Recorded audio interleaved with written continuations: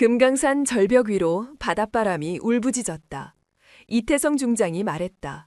그의 목소리는 꿀처럼 달콤했지만 그 안에는 치명적인 독이 흘렀다.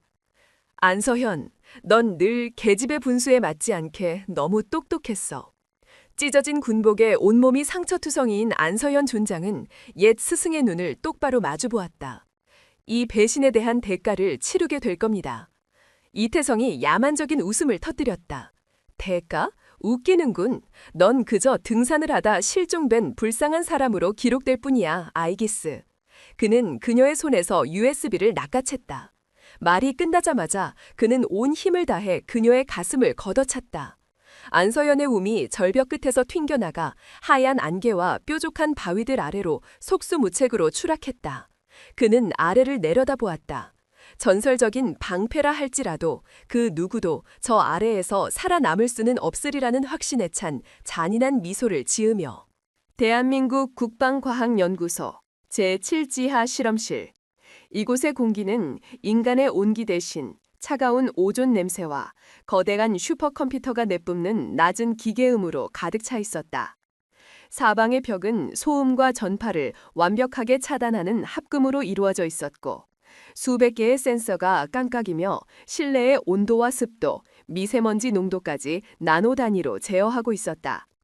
이곳은 대한민국 국방기술의 심장이자 미래 전쟁의 향방을 결정할 가장 은밀한 자궁이었다. 실험실 중앙, 눈부신 무형등 아래에 마네킹 하나가 서 있었다.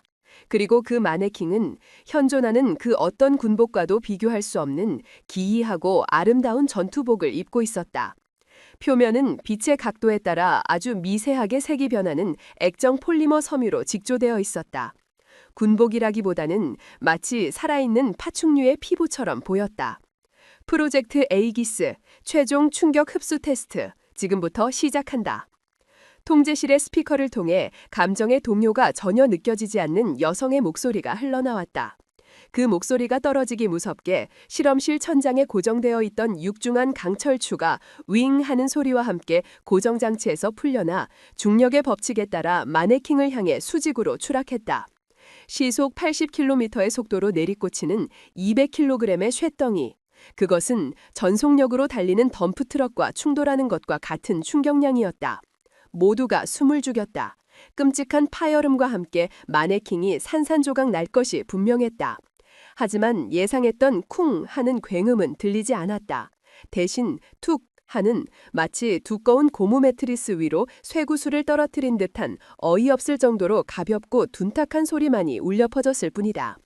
강철추는 전투복의 가슴 부분에 닿는 순간 그 파괴적인 운동 에너지를 모두 잃고 바닥으로 힘없이 굴러떨어졌다.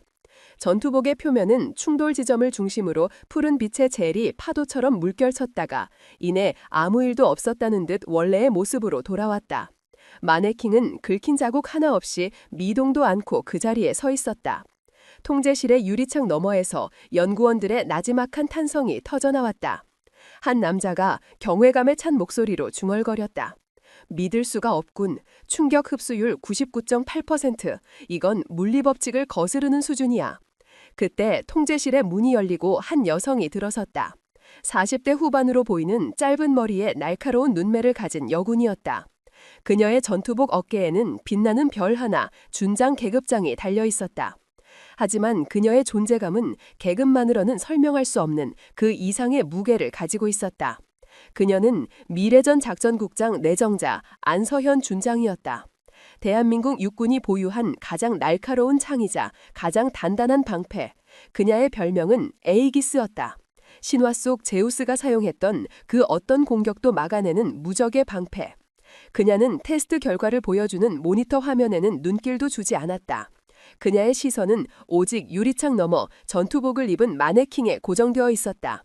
그녀의 눈은 단순히 사물을 보는 눈이 아니었다. 데이터를 분석하고 약점을 파고들고 본질을 꿰뚫는 외과 의사와도 같았다. 그녀의 곁으로 충성스러운 부관인 윤지석 대령이 다가와 보고했다. 장군님, 물리적 성능 테스트는 모두 완벽하게 끝났습니다. 광열 위장 기능, 충격 흡수 기능, 생체 신호 모니터링 시스템까지 모두 작전 요구 성능을 120% 초과 달성했습니다. 안서현은 고개를 끄덕였다. 그녀가 마침내 입을 열었다. 목소리는 낮고 차분했지만 그 안에는 강철 같은 의지가 담겨 있었다. 윤대령, 프로젝트 에이기스의 마지막 테스트를 시작한다. 윤지석 대령의 얼굴에 의아한 표정이 스쳐 지나갔다. 마지막 테스트 말입니까? 하지만 모든 테스트는 이미. 안서현이 그를 돌아보았다. 그녀의 눈빛은 너무나도 깊어서 윤지석은 저조 모르게 말을 멈췄다. 지금까지 우리가 한 것은 기계를 상대로 한 실험일 뿐이다. 하지만 진짜 전쟁은 기계가 아닌 인간을 상대로 하는 것이지. 나는 이 전투복의 가장 중요한 성능을 아직 시험하지 못했다. 그녀가 말을 이었다. 바로 사회적 스텔스 기능이다. 윤지석은 그 단어를 이해할 수 없었다. 사회적 스텔스 말입십니까지? 안서현은 통제실을 나와 복도를 걷기 시작했다. 윤지석이 그녀의 뒤를 따랐다. 그녀의 군화 소리가 길고 하얀 복도에 규칙적으로 울려 퍼졌다. 광학 위장으로 적의 눈을 속이는 것은 하수다. 진짜 고수는 적의 눈앞에 서 있으면서도 그들의 인식 자체에서 사라지는 법이지. 인간은 보고 싶은 것만 보고 믿고 싶은 것만 믿는 존재니까.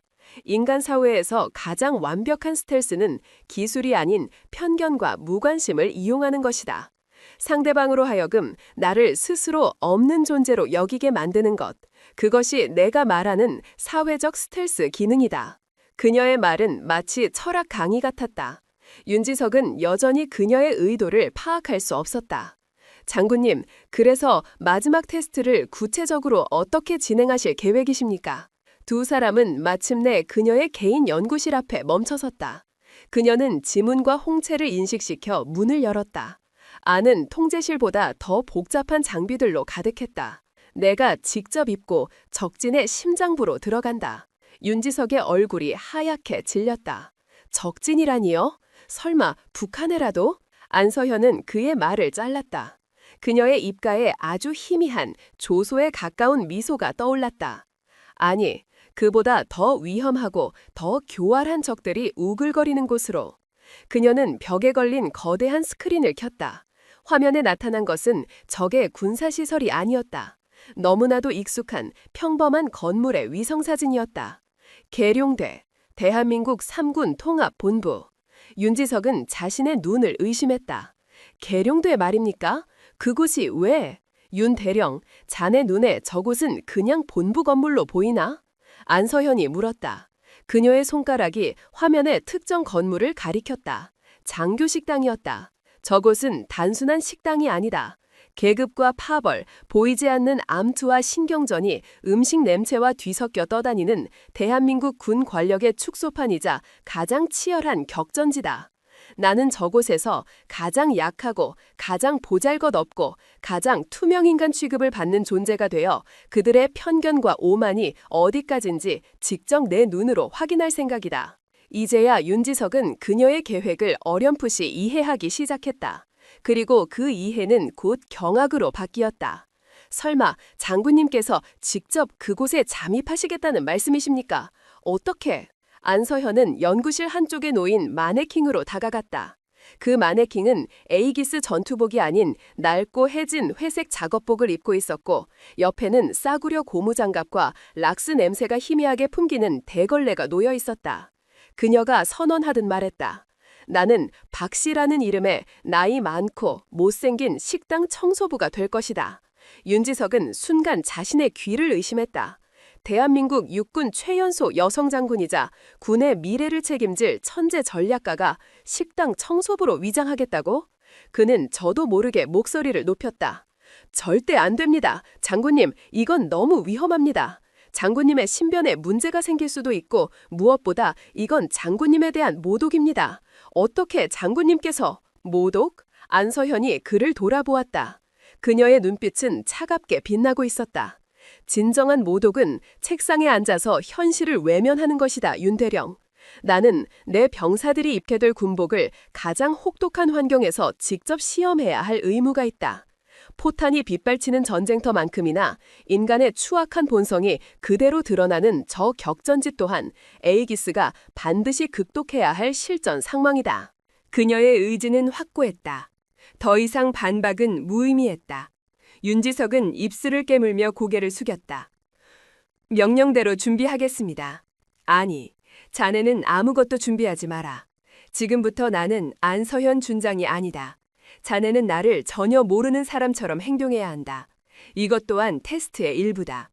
자네의 임무는 멀리서 모든 것을 지켜보고 기록하는 것이다. 내가 정한 신호가 있기 전까지 절대 개입해서는 안 된다. 명심해라. 절대. 그녀의 명령은 절대적이었다. 며칠 후 계룡대 장교 식당의 이른 아침. 식당 주방 뒤편의 좁은 직원 탈의실에서 한 늙은 여인이 거울 앞에 서 있었다. 희끗희끗한 파마머리는 푸석했고 깊게 팬 주름과 검버섯이 가득한 얼굴은 삶의 고단함에 찌들어 보였다. 그녀는 몸에 맞지 않는 헐렁한 청소부 유니폼을 입고 허리가 아픈 듯 연신 허리를 두드렸다. 그녀는 거울 속 자신의 모습을 물끄러미 바라보았다. 완벽한 변장이었다. 그녀는 먼저 자신의 몸에 완벽하게 맞춰 제작된 에이지스 전투복의 가장 얇은 내피형 버전을 착용했다. 그것은 제2의 피부처럼 몸을 감쌌다. 그 위로 특수 제작된 노인 체형 보정 패드를 덧대어 군인 특유의 고든 자세와 근육을 숨겼다. 어깨는 구부정하게 말고 걸음걸이는 일부러 무릎이 아픈 사람처럼 절뚝거리도록 연습했다. 가장 공을 들인 것은 얼굴이었다. 할리우드 특수분장팀과 군 기술진이 합작하여 만든 주름과 검버섯 라텍스를 피부에 덧붙이고 머리에는 흰머리가 성성한 가발을 썼다. 목소리 톤도 평소에 낮고 지적인 톤이 아닌 살짝 쉰 듯하고 억양이 불분명한 톤으로 바꾸었다. 방금 전까지 대한민국 육군의 미래를 책임질 여장군이었던 그녀는 이제 어디서나 볼 수 있는 누구의 기억에도 남지 않을 늙고 지친 청소부 박씨 아주머니가 되어 있었다. 그녀는 마지막으로 자신의 손을 내려다보았다. 굳은 살이 박히고 짧게 깎은 군인의 손. 이 손은 변장할 수 없었다. 그녀는 서둘러 두꺼운 고무장갑을 꼈다. 탈의실 문을 열고 밖으로 나섰다. 왁스와 음식물 쓰레기가 뒤섞인 식당 특유의 냄새가 코를 찔렀다. 식당 관리관이 그녀를 발견하고 귀찮다는 듯 손짓했다. 어이, 박씨 아줌마, 거기서 뭐해요? 빨리 바닥부터 닦아요. 곧 장군님들 식사 시간이라고. 그녀는 아무 말 없이 고개를 깊이 숙였다. 그리고 구석에 세워져 있던 낡은 대걸레를 집어들었다. 차가운 플라스틱 손잡이에 감촉. 이제 그녀는 안서현 준장이 아니었다. 그녀는 방패였다. 그리고 지금부터 세상에서 가장 혹독하고 가장 완벽한 사회적 스텔스 성능 시험을 시작할 터였다. 그녀의 첫 번째 임무는 아무에게도 들키지 않고 저 오만하고 위선적인 권력의 격전지 한복판에서 완벽한 투명 인간이 되는 것이었다. 계룡대 장교 식당의 아침은 전쟁과도 같았다. 수백 명의 장교들이 한꺼번에 몰려와 식사를 하는 공간은 조용한 식사의 장소가 아닌 권력과 서열이 공기 중에 팽팽하게 흐르는 보이지 않는 전장이었다. 별들이 달린 장군들은 가장 전망 좋은 창가 자리에 자연스럽게 모여 앉았고 젊은 위관급 장교들은 최대한 그들의 심기를 거스르지 않으려 식판을 든 채 조심스럽게 움직였다. 쨍그랑 하고 식기를 떨어뜨리는 소리조차 마치 수류탄이 터지는 소리처럼 모두의 신경을 자극했다. 그리고 이 치열한 전장의 가장 낮은 곳, 가장 보이지 않는 곳에 박씨 아주머니가 있었다. 안서현은 낡은 대걸레를 든 채 갓 닦아놓은 바닥 위로 찍히는 수많은 군화 자국들을 묵묵히 지켜보고 있었다. 그녀의 임무는 간단했다. 더러워진 곳을 닦고 빈 그릇을 치우고 자신의 존재를 최대한 지우는 것. 그녀는 이제 안서현 준장이 아니었다. 그녀는 그저 배경의 일부, 가구와 다름없는 존재였다. 그리고 놀랍게도 사람들은 정말로 그녀를 없는 사람처럼 대했다. 그녀의 옆을 지나가는 장교들은 그녀에게 눈길 한 번 주지 않았다. 그녀가 바로 옆에서 허리를 숙이고 바닥을 닦고 있어도 그들은 마치 그녀가 투명 인간이라도 되는 듯 그녀를 가로질러 지나갔고 대화 소리를 낮추지도 않았다. 그녀의 귀로 군의 온갖 기밀과 뒷담화들이 여과 없이 흘러들어왔다. 새로운 무기 도입 계획에 대한 불만, 특정 장군의 인사에 대한 노골적인 비난, 심지어는 동료의 아내에 대한 음담패설까지.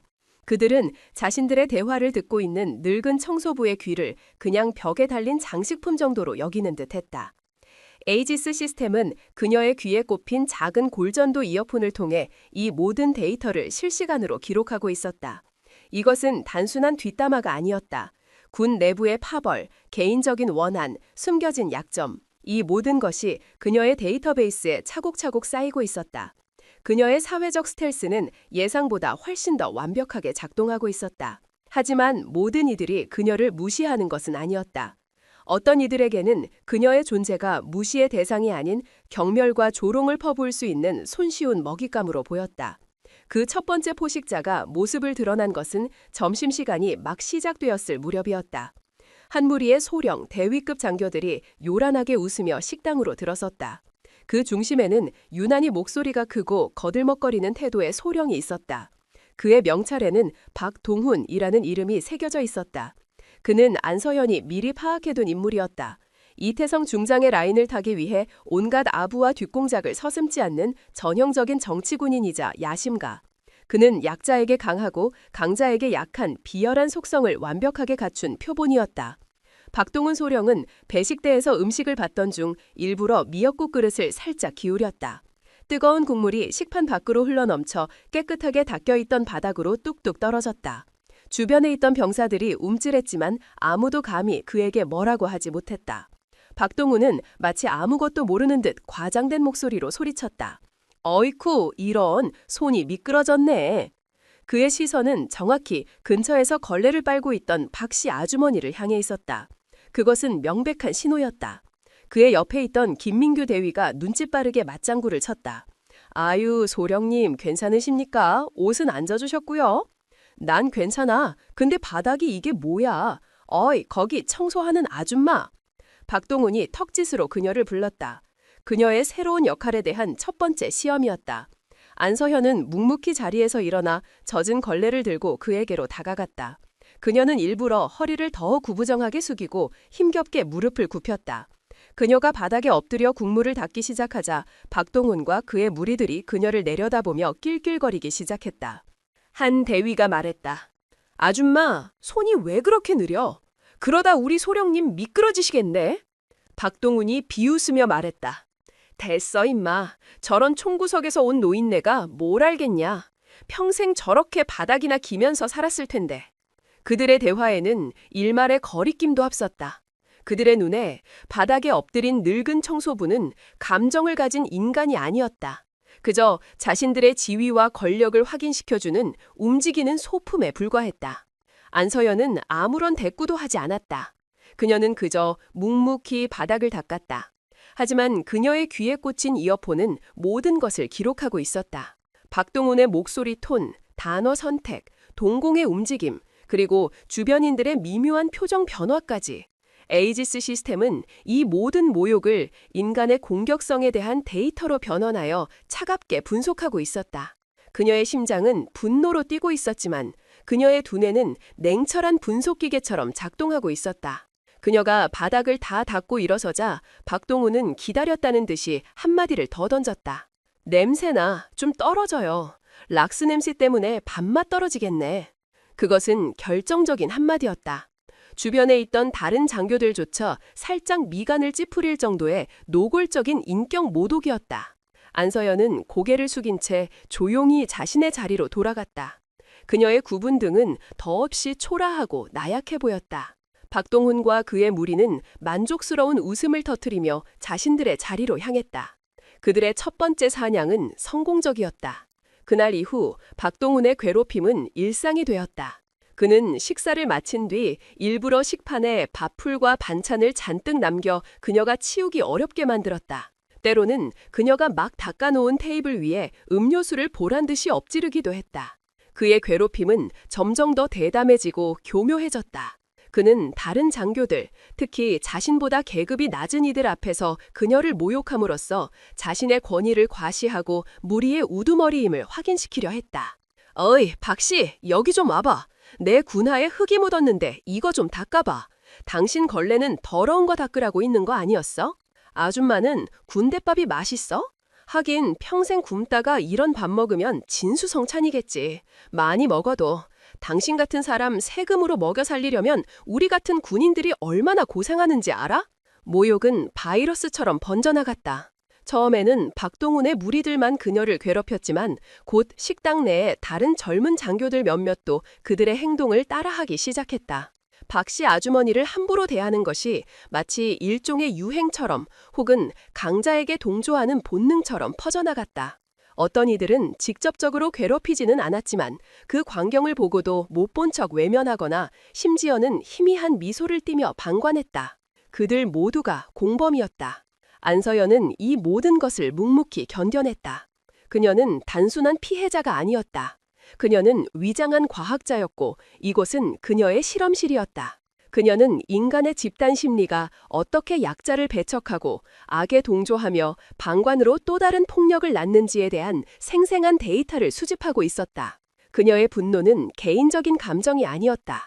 그것은 자신이 지켜야 할 병사들이 바로 이런 종류의 보이지 않는 폭력에 얼마나 무방비하게 노출되어 있는가에 대한 지휘관으로서의 차가운 분노였다. 하지만 그녀라고 해서 감정이 없는 것은 아니었다. 어느 날 저녁 식당의 모든 문이 닫히고 홀로 남았을 때 그녀는 잠시 일을 멈추고 창밖을 내다보았다. 창문에는 늙고 지친 청소부의 얼굴이 비치고 있었다.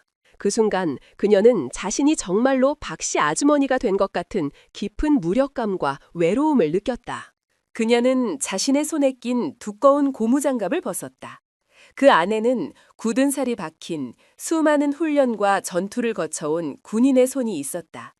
이 손은 한 번의 격발로 적의 심장을 꿰뚫을 수 있고 복잡한 전략 지도를 단숨에 그려낼 수 있었다.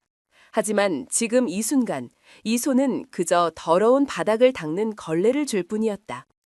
그녀는 다시 한번 자신의 임무를 되새겼다.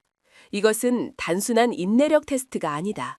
이것은 방패의 성능 시험이다. 방패는 가장 강력한 창의 공격을 막아낼 때 그 가치가 증명된다. 그리고 지금 그녀가 맞서고 있는 것은 총이나 칼보다 더 교활하고 잔인한 인간의 악이라는 창이었다. 그녀는 다시 고무장갑을 꼈다. 그리고 대걸레를 집어들었다. 그녀의 허리는 여전히 구부정했지만 그녀의 눈빛은 다시 차갑고 예리한 지휘관의 그것으로 돌아와 있었다. 폭풍전야였다. 그녀는 직감하고 있었다. 박동훈의 오만함은 곧 극에 달할 것이고 더 큰 파도가 그녀를 덮쳐올 것이다. 그리고 그녀는 그 파도가 가장 높이 솟아오르는 바로 그 순간을 기다리고 있었다. 방패가 진정한 힘을 드러내기 위해서는 창이 가장 깊숙이 파고 들어오는 순간까지 기다려야 하는 법이니까. 갈등의 씨앗은 뿌려졌다. 이제 그것이 어떻게 폭발하느냐의 문제만 남아있을 뿐이었다. 며칠이 흘렀다. 계룡대 장교 식당의 시간은 변함없이 흘러갔다. 박씨 아주머니는 여전히 보이지 않는 유령처럼 식당 구석을 맴돌았고 박동훈 소령의 괴롭힘은 이제 누구도 신경 쓰지 않는 일상적인 풍경이 되었다. 안서연은 끓어오르는 분노를 데이터라는 차가운 얼음 밑에 묻어둔 채 결정적인 순간을 기다리고 있었다. 그녀의 예측대로라면 먹잇감의 나약함을 확인한 포식자는 곧 무리 앞에서 자신의 힘을 과시하기 위한 공개적인 사냥에 나설 터였다. 그리고 그날 마침내 그녀가 기다리던 무대의 막이 올랐다. 그날 점심은 평소보다 훨씬 더 소란스럽고 긴장감이 넘쳤다. 식당의 공기 자체가 달랐다. 군수사령부 소속의 차민호 준장이 예고 없이 장교 식당을 찾았기 때문이었다. 그는 이태성 준장의 핵심 측근이자 군수비리의 허리를 담당하고 있는 중요한 인물이었다. 그의 방문은 단순한 식사가 아니었다. 그것은 자신의 파벌을 시찰하고 세를 과시하기 위한 정치적인 행보였다. 차민호 준장이 식당에 들어서는 순간 모든 장교들이 자리에서 일어나 부동자세로 경례를 했다. 그는 인자한 미소를 지으며 손을 저어 그들을 앉혔지만 그의 눈은 매처럼 날카롭게 식당 내부를 훑고 있었다.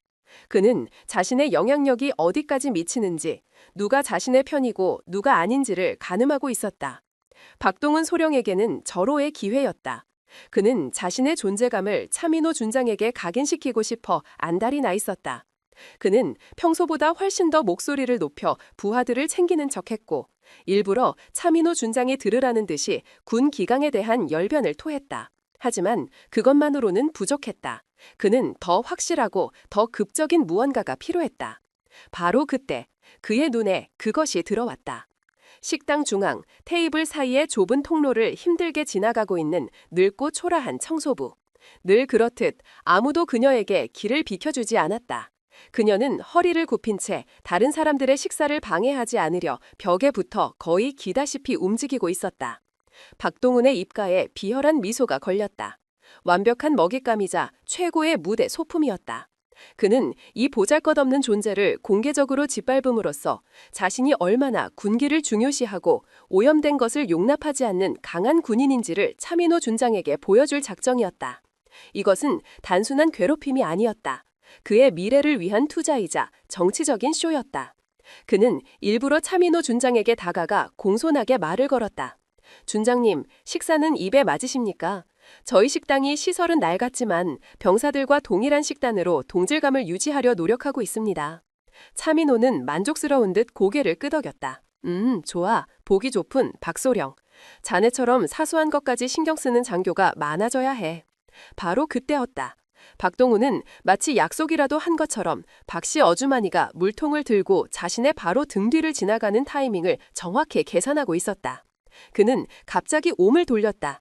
마치 누군가와 급하게 이야기하려던 것처럼. 그의 움직임은 너무나도 자연스러워서 명백한 의도를 감춘 완벽한 연기였다. 쾅! 그의 군화가 그녀가 들고 있던 양동이를 정확하게 걷어찼다. 양동이가 공중으로 날아올랐다. 그리고 그 안에 담겨있던 온갖 음식물 찌꺼기와 구정물이 섞인 더러운 물이 포물선을 그리며 바닥으로 쏟아져 내렸다. 촤악! 사방으로 튀는 더러운 물, 비명, 의자를 뒤로 빼는 소리, 순식간에 식당은 아수라장이 되었다. 근처에 앉아있던 몇몇 장교들의 바지에 더러운 물이 튀었다. 고약한 냄새가 식당 전체로 퍼져나갔다. 박씨 아주머니는 균형을 잃고 바닥에 주저앉았다. 그녀의 낡은 작업복은 구정물에 흠뻑 젖었고 그녀의 얼굴에는 당혹감과 굴욕감이 그대로 드러나 있었다. 모든 시선이 그녀에게로 쏠렸다. 수백 개의 눈, 그 눈들 속에는 경악, 불쾌함, 그리고 약간의 조소가 섞여 있었다. 박동훈은 이 순간을 기다렸다는 듯 불같이 화를 내기 시작했다. 그의 목소리는 식당 전체가 쩌렁쩌렁 울릴 정도로 컸다. 그것은 분노의 외침이었지만 그 안에는 계산된 연기력이 담겨 있었다. 아줌마, 눈은 장식으로 달고 다녀? 여기가 어디라고 감히 이런 실수를 해? 그는 바닥에 주저앉은 그녀에게로 성큼성큼 다가갔다. 그의 거대한 그림자가 그녀를 완전히 뒤덮었다. 지금 준장님께서 식사하고 계신 거 안 보여? 아니면 늙어서 이제 앞뒤 분간도 못하는 거야? 어디서 이런 근본도 없는 사람을 들여서. 쯔쯔. 그는 일부러 차민호 준장을 돌아보며 마치 자신이 군 기강의 수호자인 것처럼 행동했다. 그의 메시지는 명확했다. 보십시오, 준장님. 저는 이렇게 사소한 군기 문란조차 용납하지 않는 투철한 군인입니다. 차민호 준장은 아무 말도 하지 않았다. 그저 흥미롭다는 듯 팔짱을 낀 채 이 상황을 지켜보고 있었다. 그의 표정에는 희미한 미소가 걸려 있었다. 그는 박동훈의 의도를 정확히 꿰뚫어보고 있었고 이 어린 소령의 깜찍한 쇼를 즐기고 있었다. 박씨 아주머니, 즉 안서현은 말없이 바닥에 엎드렸다. 그녀는 쏟아진 물을 맨손으로 쓸어 담으려 애썼다. 그녀의 모습은 더없이 처량하고 가련해 보였다. 그녀는 지금 자신의 역할에 완벽하게 몰입하고 있었다. 박동훈의 분노는 멈추지 않았다. 그는 이제 그녀의 바로 앞에서 그녀의 머리를 향해 고함을 치고 있었다. 지금 뭐 하는 거야? 그 더러운 손으로 뭘 만져? 당신 같은 사람이 있으니까 우리 군 전체가 오염되는 거야. 당신 같은 사람은 군복 입을 자격도 없는 사람들을 위해 밥 짓고 청소할 자격조차 없어. 냄새나고 더럽도 무능하고 여기가 당신 같은 늙은이가 기어들어올 곳이라고 생각해? 당장 여기서 꺼져! 꺼져! 그 마지막 한마디는 비수처럼 날아와 그녀의 가슴에 박혔다. 주변은 물을 끼얹은 듯 조용했다. 모두가 숨을 죽인 채 이 잔인한 공개처 형식을 지켜보고 있었다. 몇몇 젊은 장교들의 얼굴에는 불편한 기색이 스쳐 지나갔지만 누구 하나 감히 나서서 박동훈을 말리는 사람은 없었다. 준장이 지켜보고 있는 앞에서 감히 소령의 심계를 거스르는 것은 자살 행위나 다름없었다. 그들의 침묵, 그것이 박동훈의 오만함을 더욱 부채질했다. 그는 자신이 이 공간의 완전한 지배자라고 착각했다. 그는 바닥에 떨어진 대걸레를 발로 툭 차서 그녀의 앞으로 밀었다. 이봐, 듣고 있어? 당장 이거 치우고 내 눈앞에서 사라지라고. 당신 때문에 점심 식사 다 망쳤잖아. 군대의 신성한 점심시간을 망친 죄가 얼마나 큰지 알아? 모욕은 극에 달했다. 한 인간의 존엄성이 수백 명의 방관자들 앞에서 군화발에 무참히 짓밟히고 있었다. 안서연은 천천히 고개를 들었다. 그녀의 얼굴은 눈물인지 땀인지 모를 액체로 젖어 있었다. 그녀는 아무 말도 하지 않았다. 하지만 그녀의 눈, 늙고 지친 청소부의 눈이라고는 믿을 수 없는 너무나도 차갑고 너무나도 고요한 눈빛으로 그녀는 박동훈을 올려다보았다. 그 순간 박동훈은 저도 모르게 움찔했다. 마치 초식동물인 줄 알고 사냥에 나섰다가 숨어있던 최상위 포식자의 눈과 마주친 듯 본능적인 위기감이었다. 하지만 그 느낌은 아주 잠시였다. 그는 자신의 나약함을 감추기 위해 더욱더 큰 소리로 그녀를 윽박질렀다. 뭘 봐? 눈 안 깔아? 이제 모든 조건이 충족되었다. 가해자의 오만함은 최고조에 달했다. 방관자들의 비겁함은 증명되었다. 피해자의 굴욕은 모두에게 각인되었다. 사회적 스텔스 기능은 완벽하게 작동하여 그녀를 가장 낮은 곳으로 추락시켰다. 이제 방패가 반격할 시간이었다. 안서현은 속으로 조용히 신호를 보냈다. 윤 대령, 지금이다. 그녀는 천천히, 아주 천천히 바닥에 떨어진 대걸레를 향해 손을 뻗었다. 그녀의 움직임은 너무나도 느려서 마치 슬로우 모션처럼 보였다. 식당 안의 모든 사람들은 그녀의 다음 행동을 숨죽이며 지켜보고 있었다. 연극의 일막이 막을 내리려 하고 있었다. 박동훈의 오만한 외침이 장교 식당의 천장을 때리고 조롱처럼 바닥으로 흩어졌다. 뭘 봐? 눈 안 깔아? 모두가 바닥에 엎드린 늙은 청소부의 다음 행동을 기다렸다. 그녀는 아마도 겁에 질려 눈을 내리깔고 떨리는 손으로 용서를 빌며 대걸레를 잡을 터였다. 그것이 이 잔인한 연극의 당연한 결말이었다. 박씨 아주머니는 천천히, 아주 천천히 고개를 숙였다. 그녀의 어깨는 패배감에 축 늘어져 있는 것처럼 보였다. 박동훈의 입가에 승리자의 미소가 떠올랐다. 하지만 그녀의 손은 대걸레로 향하지 않았다. 대신 그녀는 자신의 귀밑머리 쪽으로 손을 가져갔다. 아주 자연스럽고 느릿한 동작이었다. 그녀는 무언가를 살짝 누르는 듯했다. 아무도 그 미세한 움직임을 눈치채지 못했다. 그것은 에이지스 시스템의 녹화 종료 및 데이터 전송을 명령하는 신호였다. 모든 데이터는 수집되었다. 이제 실험은 끝났다. 심판의 시간이었다. 바로 그 순간이었다. 절컥. 식당의 정문이 이전과는 비교할 수 없는 절도 있고 단호한 소리와 함께 열렸다. 방금 전까지의 소란과 완전히 대조되는 모든 소음을 잠재우는 단 한 번의 움직임이었다. 한 명의 장교가 문 안으로 들어섰다. 흠잡을 데 없이 완벽하게 다려진 전투복, 먼지 하나 없이 반짝이는 전투화, 그리고 그의 어깨에는 대령 계급장이 선명하게 빛나고 있었다. 안서연의 충성스러운 부관 윤지석 대령이었다. 그의 등장에 식당의 공기가 다시 한번 얼어붙었다. 그의 얼굴은 감정을 읽을 수 없는 가면처럼 차가웠지만 그의 눈은 불타는 용광로처럼 이글거리고 있었다. 그는 문턱을 넘는 순간부터 식당 안에 그 누구에게도 눈길을 주지 않았다.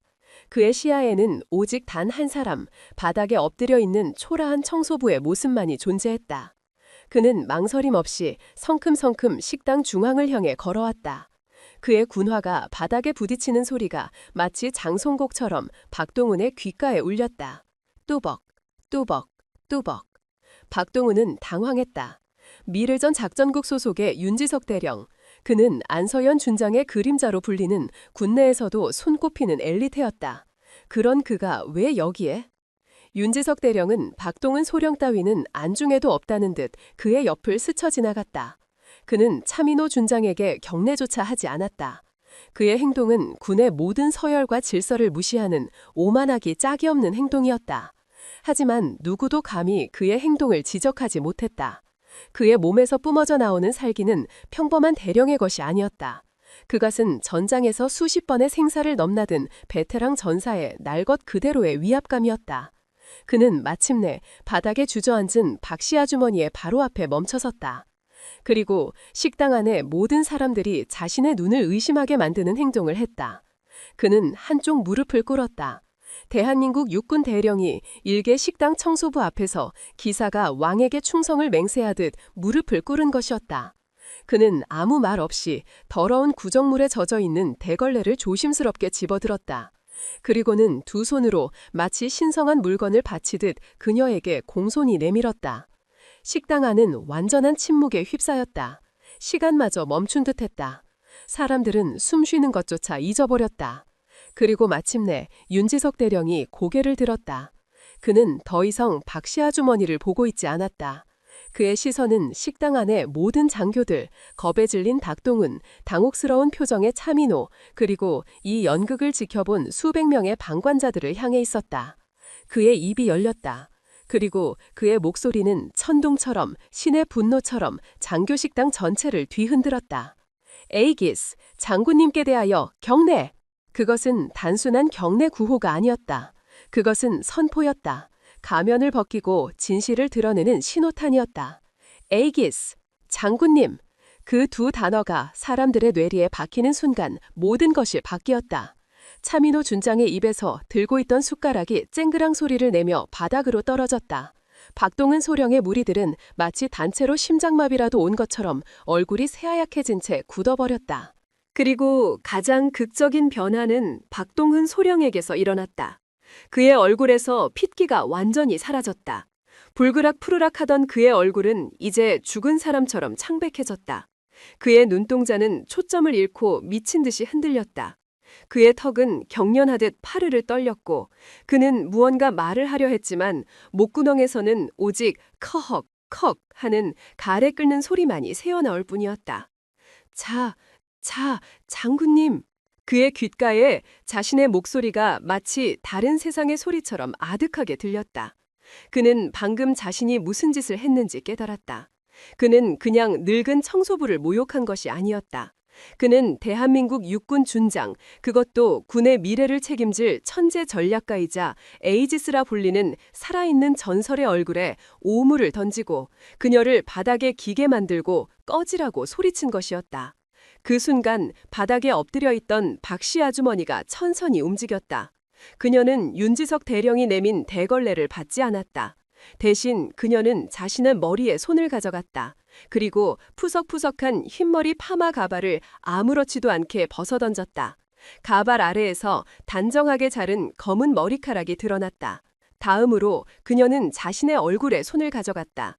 그녀는 귓불 아래에 숨겨져 있던 작은 장치를 누르며 특수 제작된 라텍스 분장을 조심스럽게 떼어내기 시작했다.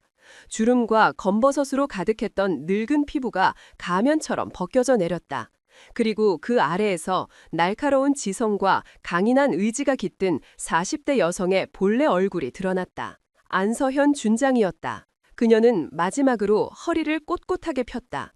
수년간의 훈련으로 다져진 조금의 흐트러짐도 없는 군인의 자세였다. 구부정하고 나약했던 늙은 청소부는 온데간데 없었다. 그 자리에는 수백 명의 장교들을 압도하는 카리스마를 가진 여장분만이 서 있을 뿐이었다. 그녀는 바닥에 떨어진 더러운 걸레를 주워들었다. 그리고 그것을 아직도 넋이 나가 있는 박동훈 소령의 손에 직접 쥐어주었다. 그녀의 손이 그의 손에 닿는 순간 박동훈은 마치 전기에 감전된 것처럼 화들짝 놀라며 몸을 떨었다. 안서현이 마침내 입을 열었다. 그녀의 목소리는 분노로 가득 차 있지 않았다.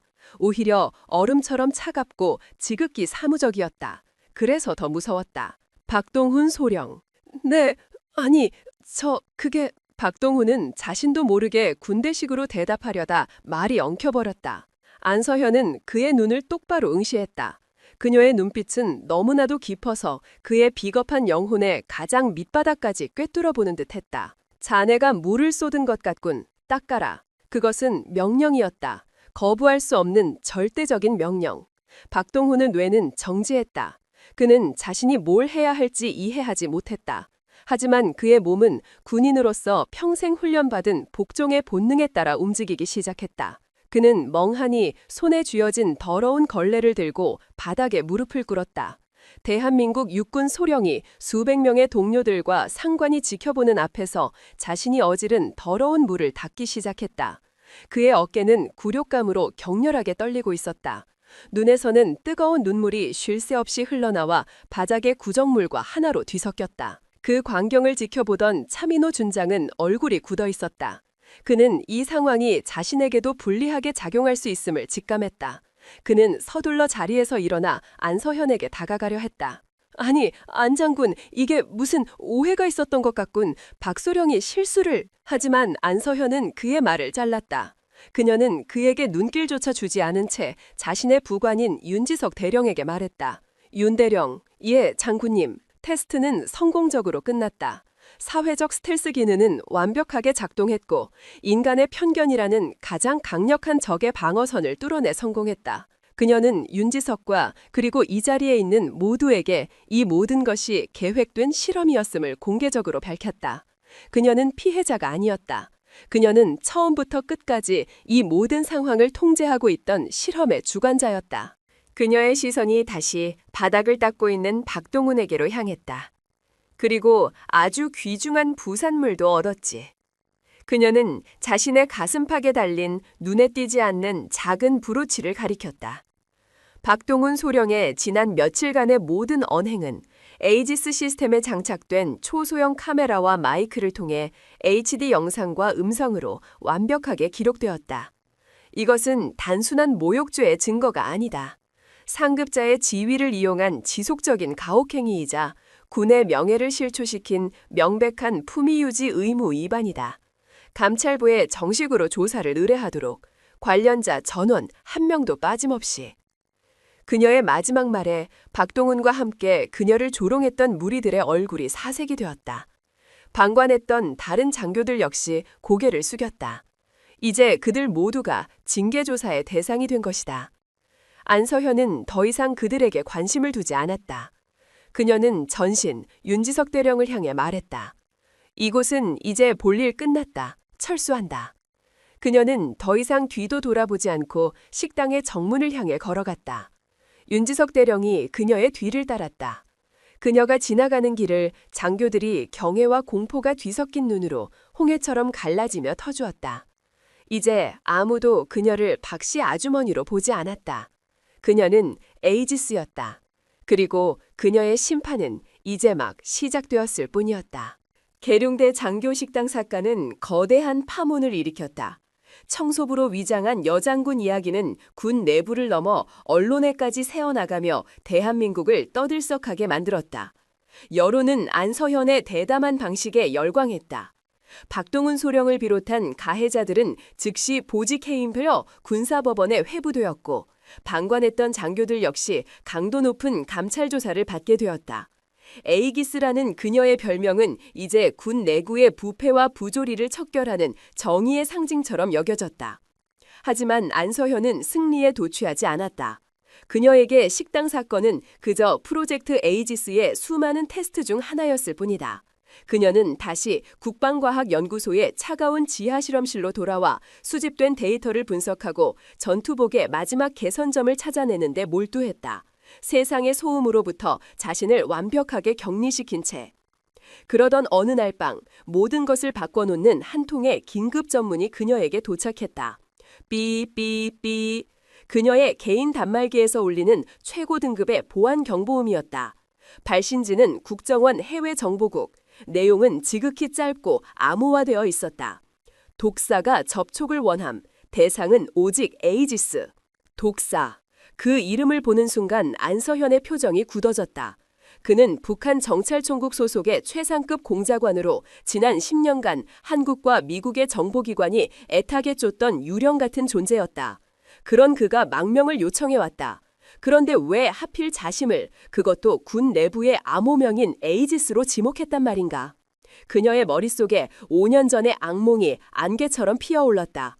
차갑고 피비린내 나는 결코 잊을 수 없는 그날의 기억.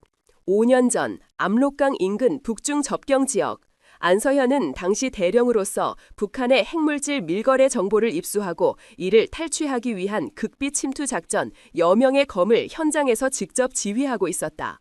작전은 완벽하게 진행되는 듯했다. 그녀가 이끄는 최정예 특연대는 적의 경계망을 뚫고 목표 지점까지 성공적으로 잠입했다. 하지만 그들이 핵물질을 확보하고 퇴로를 확보하려던 바로 그 순간 모든 것이 지옥으로 변했다. 어디선가 나타났는지 수십 배에 달하는 적의 매복조가 그들을 완벽하게 포위했다. 마치 그들이 올 것을 미리 알고 기다렸다는 듯이. 치열한 교전, 사방에서 총알이 빗발치고 포탄이 터졌다. 퇴로는 모두 차단되었고 통신은 두절되었다. 그녀의 대원들이 하나둘씩 쓰러져 갔다. 그 끔찍한 혼란 속에서 한 젊은 장교가 그녀의 앞을 막아서며 대신 총알을 맞았다. 장군님, 먼저 가십시오. 그것이 그의 마지막 말이었다. 그의 이름은 윤재민 대위. 안서현이 자신의 후계자로 점찍었을 만큼 아끼고 신뢰했던 제자이자 그녀의 부관인 윤지석 대령의 하나뿐인 동생이었다. 그의 뜨거운 피가 그녀의 군복을 적셨다. 그녀는 그의 눈이 빛을 잃어가는 것을 속수무책으로 지켜봐야만 했다. 결국 작전은 실패했다. 그녀는 남은 대원 몇 명과 함께 구사일생으로 살아 돌아왔지만 핵물질은 회수하지 못했고 윤재민 대위를 포함한 최고의 대원들을 잃었다. 군은 이 실패를 예상치 못한 적의 저항에 부딪힌 안타까운 사고로 결론 내렸다. 하지만 안서현은 단 한순간도 그 결론을 믿지 않았다. 그날의 매복은 너무나도 완벽했다.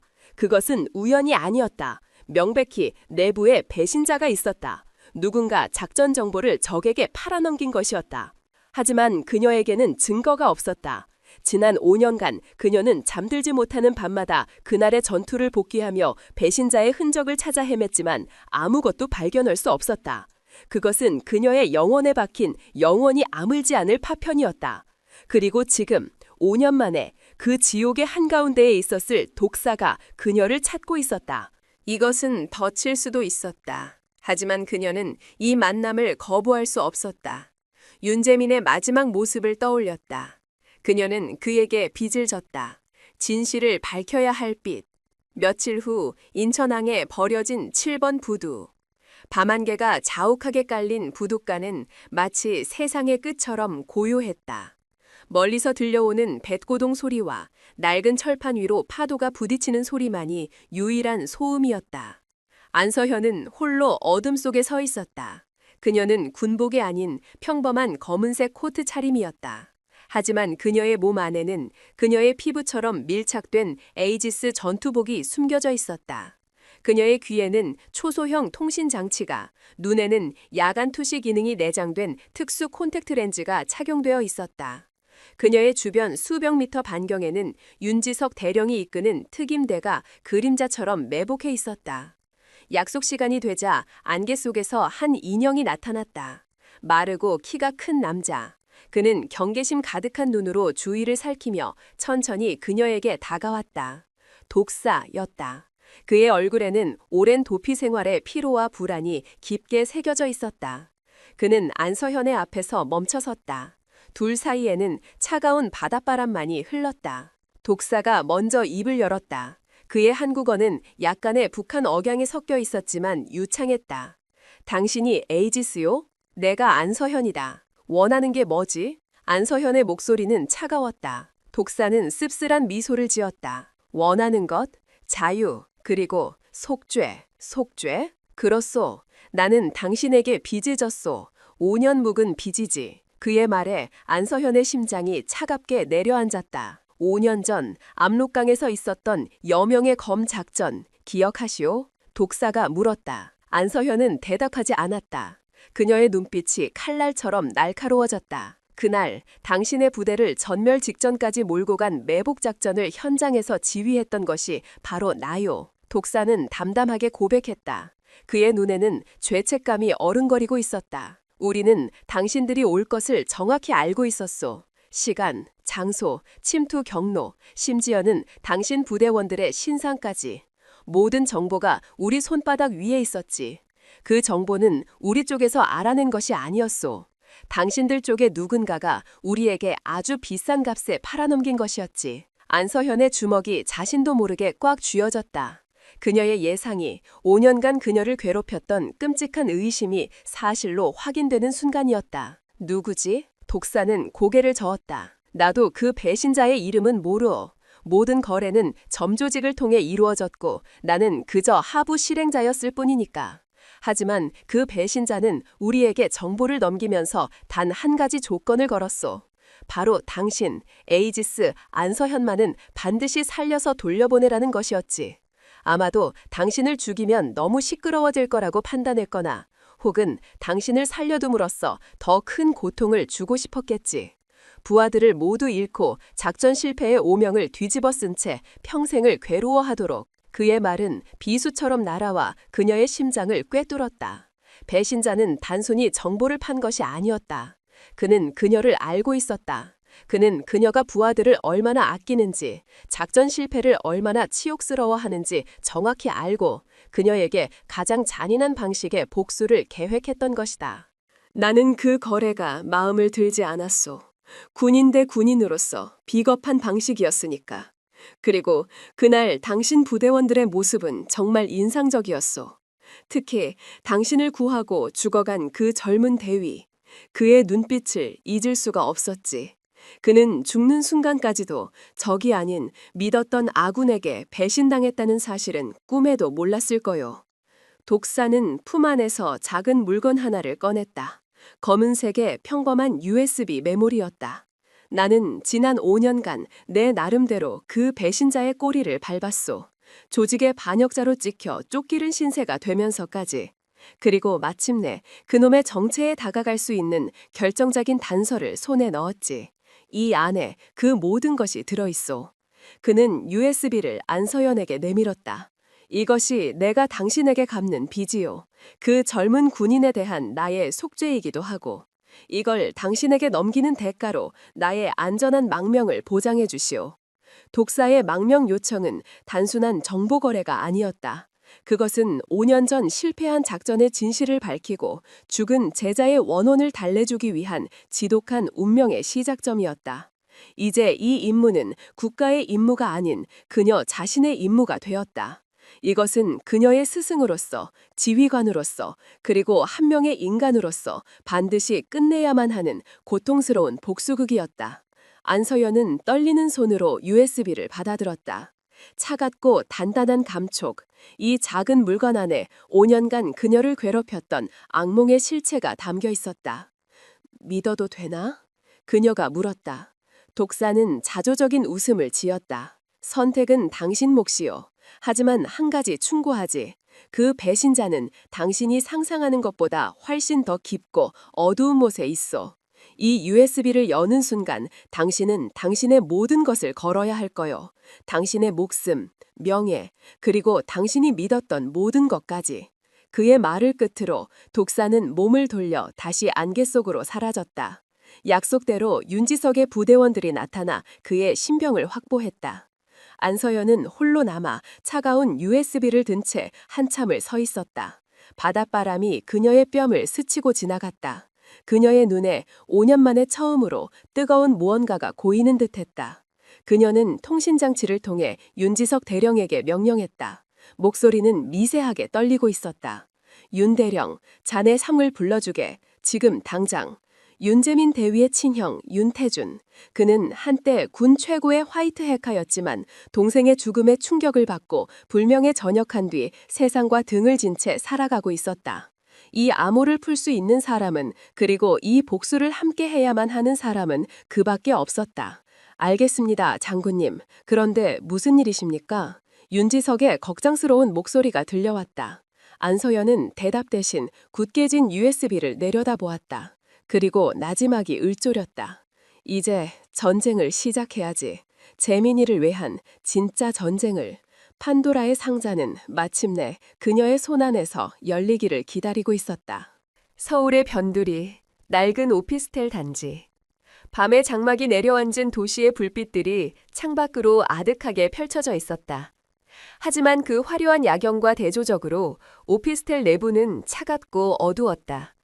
방안을 가득 채운 것은 오직 여러 대의 컴퓨터 모니터에서 뿜어져 나오는 푸른빛과 서버가 돌아가는 낮은 소음, 그리고 타자 소리뿐이었다. 타닥, 타닥, 타닥. 마치 누군가의 심장박동에 재는 기계처럼 빠르고 규칙적인 소리가 정적을 갈랐다. 한 남자가 키보드 앞에 앉아 있었다. 헝클어진 머리, 며칠은 좋기 면도를 하지 않은 듯한 덥수룩한 수염. 그리고 깊게 팬 다크서클. 그의 눈은 모니터의 데이터 폭포에 고정된 채 광적으로 빛나고 있었다. 그는 세상과 단절된 섬이었다. 윤태준. 한때 군 최고의 사이버 전사로 불렸지만 이제는 과거의 영광을 모두 잃어버린 채 스스로를 유폐시킨 그림자. 그의 등 뒤 소파에 안서연이 앉아 있었다. 그녀는 지난 몇 시간 동안 단 한마디도 하지 않은 채 그저 묵묵히 그의 작업을 지켜보고 있었다. 그녀의 손에는 이제 온기가 느껴지지 않을 정도로 차갑게 식어버린 커피잔이 들려 있었다. 독사로부터 USB를 건네받은 지 꼬박 이틀이 지났다. 그녀는 곧바로 세상에서 사라진 윤태준을 찾아냈다. 동생의 죽음 이후 그는 군에 대한 환멸과 증오를 안고 떠났었다. 처음 안서연이 찾아왔을 때는 그는 문도 열어주지 않았다. 그의 눈에는 그녀에 대한 깊은 원망이 서려 있었다. 동생을 죽음으로 내몬 지휘관. 그는 그녀를 그렇게 기억하고 있었다. 안서연은 아무 변명도 하지 않았다. 그녀는 그저 문틈으로 검은색 USB를 밀어넣었다. 그리고 단 한마디만 남겼다. 이 안에 재민이의 진짜 원수가 들어있다. 그 한마디에 굳게 닫혔던 그의 마음의 문이 열렸다. 복수. 그것은 그의 삶을 갉아먹고 있던 독이자 그를 다시 살아가게 할 유일한 이유였다. 그렇게 두 사람의 위태로운 동맹이 시작되었다. USB는 그들이 상상했던 것 이상으로 견고한 암호 체계로 봉인되어 있었다. 북한과 러시아의 해킹 기술이 결합된 현존하는 가장 풀기 어려운 종류의 암호였다. 윤태준은 지난 48시간 동안 잠도 자지 않고 식사도 거른 채 오직 이 디지털 요새를 함락시키는 데에만 매달렸다. 그의 손가락은 키보드 위에서 춤을 추었고 그의 두뇌는 수억 개의 데이터 조합 속에서 단 하나의 열쇠를 찾기 위해 빛의 속도로 회전했다. 안서연은 그 모습을 보며 5년 전의 윤재민 대위를 떠올렸다. 두 형제는 외모는 달랐지만 한번 목표에 집중했을 때 보여주는 그 광적인 집요함만은 똑 닮아 있었다. 그리고 그 모습이 그녀의 가슴을 더욱 아프게 찔렀다. 찾았어. 윤태준의 갈라진 목소리가 정적을 깼다. 마지막 방화벽이야. 젠장, 괴물 같은 놈들. 오중으로 양자 앙호화를 걸어놨어. 슈퍼컴퓨터로도 10년은 좋게 걸릴 계산이야. 안서연이 자리에서 일어났다. 방법이 없는 건가? 윤태준은 대답 대신 미친 사람처럼 웃기 시작했다. 그의 눈은 흥분으로 붉게 충혈되어 있었다. 방법이 왜 없어? 문을 부술 수 없으면 문을 만든 놈을 속이면 되지. 그는 새로운 코드를 입력하기 시작했다. 그것은 공격 코드가 아니었다. 위장 코드였다. 그는 가상의 데이터를 만들어 마치 시스템 내부에서 발생한 오류인 것처럼 암호 체계를 속이는 역공학적 사회공학 기법을 사용하고 있었다. 그것은 그의 특기이자 군 복무 시절 그를 전설로 만들었던 기술이었다. 이제부터 10분, 20분 안에 시스템은 스스로 문을 열었다가 오류를 수정하고 다시 닫을 거야. 우리에게 허락된 시간은 단 한 번뿐이야. 두 사람 사이에 팽팽한 긴장감이 흘렀다. 모니터 화면에는 복잡한 코드가 폭부수처럼 흘러내렸다. 10분, 그것은 영원처럼 길게 느껴지기도 했고 찰나처럼 짧게 느껴지기도 했다. 마침내 화면의 모든 움직임이 멎었다. 그리고 중앙에 액세스 그랜티드라는 녹색 글자가 선명하게 떠올랐다. 성공이었다. 윤태준은 숨을 헐떡이며 마우스 커서를 떨리는 손으로 움직였다. 암호화된 폴더가 열리고 그 안에 단 하나의 파일이 모습을 드러냈다. 파일명은 청룡. 청룡? 안서연이 의아한 목소리로 물었다. 군 내부의 사조직 이름일 수도 있어. 윤태준이 파일을 더블 클릭했다.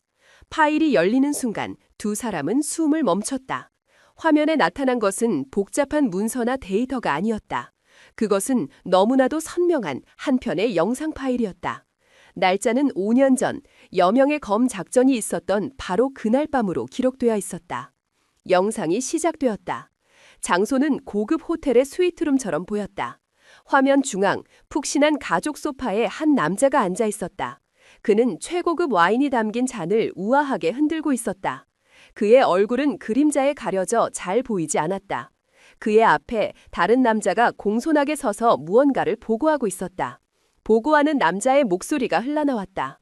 모든 준비는 끝났습니다. 안서연의 부대는 정확히 30분 뒤 우리가 흘린 미띠를 물고 목표 지점으로 진입할 겁니다. 북쪽의 파트너들도 약속된 장소에서 매복을 완료했습니다.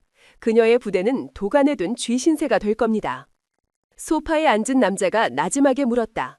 그의 목소리는 기계로 변조된 듯 낮고 섬뜩하게 울렸다. 안서연은 약속대로 절대 죽이지 않을 겁니다. 부하들이 모두 죽어나가는 것을 제 눈으로 똑똑히 보게 한 뒤 작전 실패의 책임을 지고 살아 돌아오게 될 겁니다. 그녀에게는 죽음보다 더한 지옥이 될 겁니다. 소파의 남자가 만족스러운 듯 와인잔을 들어 한 모금 마셨다. 바로 그때였다. 그가 와인잔을 테이블에 내려놓으며 잠시 몸을 앞으로 숙였다. 어두웠던 그의 얼굴 위로 테이블 램프의 불빛이 비춰지며 마침내 그의 얼굴 윤곽이 선명하게 드러났다. 그 순간 안서연의 세상이 무너져 내렸다. 그녀의 입에서 자신도 모르게 바람 새는 소리가 흘러나왔다. 아, 그녀의 눈이 믿을 수 없다는 듯이 공포와 절망으로 크게 뜨였다. 온몸의 피가 차갑게 식어버리고 숨을 쉴 수 없었다. 그녀는 저도 모르게 뒷걸음질하다 책상 모서리에 부딪혔다. 윤태준 역시 자신의 눈을 의심했다. 그는 경악에 차 화면 속의 남자와 충격에 빠진 안서연을 번갈아 쳐다보았다.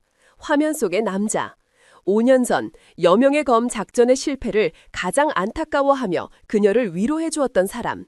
사관학교 시절부터 그녀의 재능을 알아보고 언제나 나의 최고의 제자라며 그녀를 이끌어 주었던 스승. 때로는 아버지처럼, 때로는 가장 든든한 아군처럼 그녀의 군생활 내내 버팀목이 되어주었던 존재.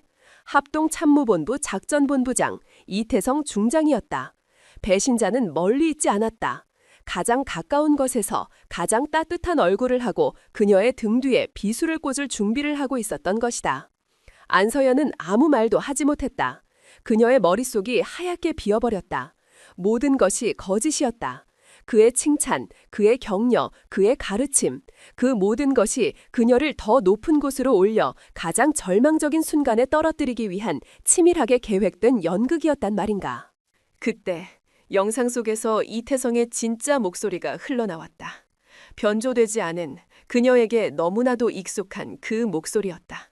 잘했네. 이번 일이 성공적으로 마무리되면 합참의장 자리는 내 것이 될 거야. 나의 가장 강력한 경쟁자였던 강 장군은 이번 작전 실패의 책임을 지고 스스로 물러나게 되겠지. 그는 너무 강직해서 탈이야. 군대는 정치판이라는 걸 아직도 모르니. 모든 퍼즐 조각이 맞춰졌다. 그는 단순히 돈 때문에 정보를 판 것이 아니었다. 그는 자신의 정치적 야망을 위해 가장 중요한 군사작전을 제물로 바친 것이었다. 그는 자신의 라이벌을 제거하기 위해 부하들의 목숨을 적에게 팔아넘겼다. 윤재민 대위의 죽음, 그것은 그의 거대한 계획 속에서 그저 사소하고 예상 못한 부수적 피해에 불과했던 것이었다. 안서현의 어깨가 가늘게 떨리기 시작했다. 그녀는 손으로 입을 틀어막았지만 억눌린 울음소리가 새어나오는 것을 막을 수는 없었다. 그것은 슬픔의 울음이 아니었다. 배신감, 분노, 그리고 죽은 제자에 대한 미안함이 뒤섞인 짐승의 울부짖음과 같은 소리였다. 그녀가 가장 존경했던 스승이 바로 그녀의 아들을 죽인 원수였다. 윤태주는 키보드를 내려치고 자리에서 벌떡 일어났다. 그의 눈에는 핏발이 서 있었다. 이 개 씨발 새끼! 그는 당장이라도 뛰쳐나가 이태성의 목을 물어뜯을 것 같았다. 하지만 안서현이 그의 팔을 붙잡았다. 그녀는 울고 있었지만 그녀의 눈은 그 어느 때보다도 차갑고 냉철하게 빛나고 있었다. 아직 안 돼. 그녀의 목소리는 얼음 조각처럼 차가웠다. 이 영상만으로는 부족해. 그는 꼬리 자르기의 명수야. 조작된 영상이라고 발뺌하면 그만이야. 더 확실한 증거. 그가 스스로 자신의 죄를 자백하게 만들어야 해. 복수심이 그녀의 슬픔을 집어삼키고 그녀를 다시 에이지스로 되돌려 놓았다. 그녀는 더 이상 슬퍼할 시간이 없었다. 그녀는 이제 사냥을 시작해야 했다. 그녀의 인생 전체를 뒤흔든 가장 거대하고 교활한 괴물을 상대로. 그녀는 윤태준을 바라보았다. 그의 눈에도 자신과 같은 모든 것을 불태워버릴 듯한 복수심이 타오르고 있었다. 태준 씨, 자네의 도움이 필요해. 그녀는 더 이상 그를 윤태준 씨라고 부르지 않았다. 그녀는 이제 동생을 잃은 피해자가 아닌 함께 싸울 전우로 인정했다. 이 영상의 원본 소스를 추적할 수 있겠나? 누가, 언제, 어디서 이 영상을 찍었고 지금 어디에 보관되어 있는지. 윤태준은 고개를 끄덕였다. 그의 눈은 다시 모니터를 향했다. 해볼게. 아니, 반드시 찾아낼 거야. 내 동생을 위해서라도. 두 사람의 시선이 허공에서 마주쳤다. 더 이상 많은 말은 필요 없었다. 그들은 이제 같은 목적을 가진 세상에서 가장 위험한 듀오가 되었다. 한 명은 군 최고의 전략가, 다른 한 명은 군 최고의 해커. 안서현은 굳게 쥔 USB를 내려다보았다. 독사의 경고가 떠올랐다. 이 USB를 여는 순간 당신은 당신의 모든 것을 걸어야 할 거요. 당신의 목숨, 명예, 그리고 당신이 믿었던 모든 것까지. 그의 말이 맞았다. 그녀는 모든 것을 잃었다. 하지만 바로 그렇기 때문에 그녀는 이제 더 이상 잃을 것이 없었다. 그녀는 핸드폰을 들어 자신의 부관에게 전화를 걸었다. 윤 대령, 지금부터 청룡 사냥을 시작한다. 이제 진짜 전쟁이 시작될 터였다. 가장 믿었던 사람의 심장을 겨누어야 하는 가장 잔인하고 고독한 전쟁이. 바람이 울부졌다. 동해의 차갑고 축축한 바람이 금강산의 날카로운 바위 능선을 타고 오르며 마치 길 잃은 짐승의 비명 같은 소리를 만들어냈다. 하늘은 금방이라도 폭우를 쏟아낼 듯 짙은 회색 구름에 뒤덮여 있었고 깎아지른 절벽 아래로는 모든 것을 집어삼킬 듯한 하얀 안개가 자욱하게 깔려 있었다. 이곳은 세상의 끝이었다. 신조차도 등을 돌린 듯한 황량하고 고독한 공간. 안서현은 홀로 절벽 끝에 서 있었다. 거센 바람이 그녀의 머리카락과 코트 자락을 무자비하게 흔들었다. 그녀의 얼굴은 핏기 없이 창백했지만 그녀의 눈은 폭풍전야의 바다처럼 고요하고 깊었다. 그녀는 약속 장소에 먼저 도착해 적을 기다리고 있었다. 윤태준과 함께 영상의 출처를 추적하던 며칠은 지옥과도 같았다. 그들은 이태성이라는 거대한 악마가 군 내부에 얼마나 깊고 넓게 뿌리내리고 있는지 확인하며 경악을 금치 못했다. 청룡회, 그것은 단순한 사조직이 아니었다. 군수, 인사, 정부를 아우르는 군 내부의 또 다른 군대이자 거대한 암적 존재였다. 이태성은 그 제국의 황제였다. 하지만 그들이 진실에 가까워질수록 이태성의 반격 또한 빠르게 다가오고 있었다. 그는 안서현의 움직임을 손바닥 보듯 훤히 꿰뚫어 보고 있었다. 군 내부의 모든 정보망이 그의 귀와 눈이었다. 그가 먼저 행동에 나선 것은 어쩌면 당연한 수순이었다. 어젯밤 윤태준이 결정적인 단서를 찾아냈다고 연락해온 직후 그의 모든 통신이 두절되었다. 그리고 잠시 후 안서연의 개인 단말기로 발신자 표시 없는 전화 한 통이 걸려왔다. 수화기 너머로 너무나도 익숙해서 구역질이 나는 위선적인 스승의 목소리가 들려왔다. 내 제자 서현아, 너무 깊이 파고들었더구나. 네 재능은 칭찬하지만 때로는 그 재능이 제 명을 재촉하기도 하는 법이지. 태준 씨는 어디 있나? 네 친구는 지금 나와 함께 있다. 아주 안전하게, 네가 현명하게 행동한다면 말이다. 원하는 게 뭐지? 네가 가진 모든 것, 그리고 너의 침묵. 내일 정오, 금강산 비선봉 절벽으로 혼자 와라. 네가 가진 USB 원본과 그동안 네가 긁어모은 모든 자료를 가지고. 그러면 네 친구를 무사히 돌려주마. 명심해라. 혼자 와야 한다. 네 부관이나 쥐새끼 같은 부하들의 단 한 명이라도 보인다면 네 친구는 그 자리에서 까마귀밥이 될 것이다. 그것은 협박이자 명백한 함정이었다. 하지만 그녀에게는 선택의 여지가 없었다. 그녀는 더 이상 누군가를 자신의 복수 때문에 희생시킬 수 없었다. 특히 죽은 제자의 마지막 남은 혈육을. 그녀는 약속대로 혼자 왔다. 하지만 그녀는 결코 무방비 상태가 아니었다. 그녀의 코트 아래에는 에이지스 전투복이 그녀의 몸을 갑옷처럼 감싸고 있었다. 그녀는 최악의 상황을 대비하고 있었다. 약속대로 왔군. 역시 내 제자야. 안개 속에서 목소리가 들려왔다. 이태성 중장이 마치 산책이라도 나온 사람처럼 여유로운 표정으로 모습을 드러냈다. 그의 뒤로는 검은색 특수 전투복을 입은 사내 대여섯 명이 그림자처럼 따라붙고 있었다.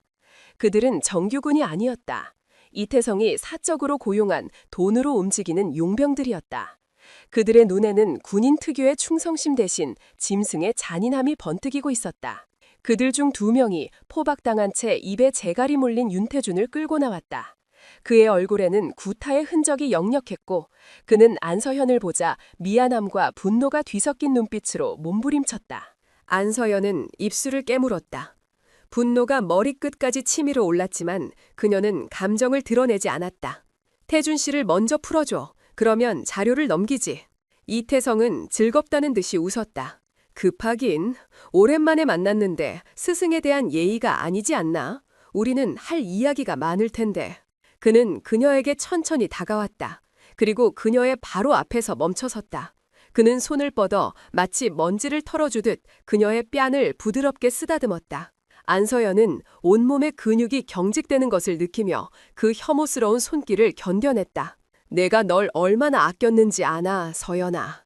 너는 내 최고의 작품이었다. 너의 그 빛나는 재능, 꺾일 줄 모르는 그 오만함, 나는 그것을 사랑했다. 하지만 너는 선을 넘었어. 감히 주인을 물려고 하는 개는 필요가 없지. 그의 목소리는 여전히 부드러웠지만 그 안의 내용은 악마의 속삭임이었다. 이제 와서 후회되나? 내 밑에서 조용히 있기만 했어도 너는 군 최초의 여성 합참의장이 될 수도 있었을 텐데 왜 그깟 죽은 놈 하나 때문에 이 모든 것을 망치려 하는 거지? 안서연이 차갑게 대답했다. 당신은 군인의 자격이 없어.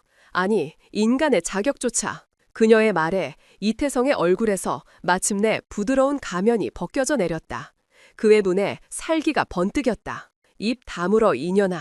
그는 윤태준을 끌고 있는 부하에게 고갯짓했다. 풀어줘라. 그리고 USB를 받아. 부하 하나가 칼을 꺼내 윤태준을 묶고 있던 밧줄을 끊었다.